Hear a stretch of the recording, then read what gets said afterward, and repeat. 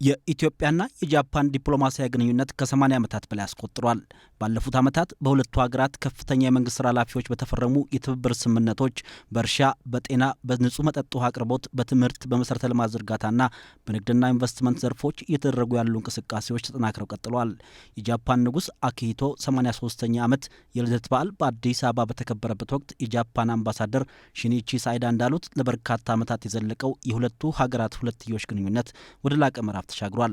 የጃፓኑ ጠቅላይ ሚኒስትር በኬንያ ናይሮቢ በተካሄደው የቶኪዮ ዓለም አቀፍ የአፍሪካ ልማት ጉባኤ ላይ ቃል በገቡት መሰረት ለአፍሪካ ከ10 ቢሊዮን ዶላር በላይ የብድር ድጋፍ ለማድረግ የታቀደ ሲሆን ከዚህ ውስጥ ወደ 50 ሚሊዮን ዶላር የሚጠጋው ድጋፍ በኢትዮጵያ ለሴቶች ስራ ፈጠራ ፕሮጀክቶች ይውላል።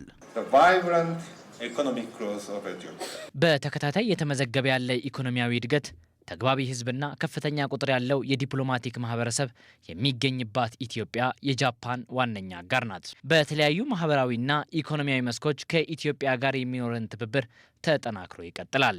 በኢትዮጵያ ሴቶችን ለማብቃት የሚደረገውን ጥረት ለማገዝ የ50 ሚሊዮን ዶላር የብድር ድጋፍ ተደርጓል።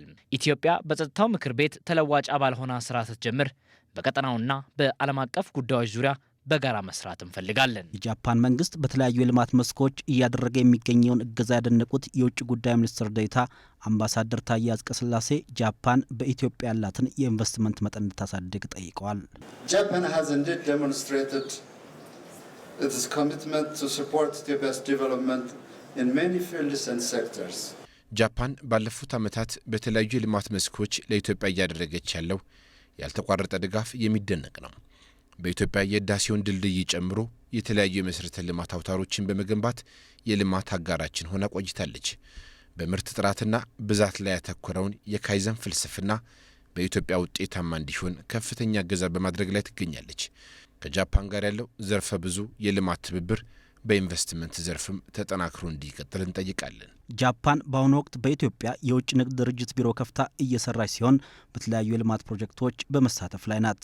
በጀመርናቸው የትብብር መስኮች ጃፓኖች እኛን ሊያግዙ እነሱም ፈቃደኞች ናቸው።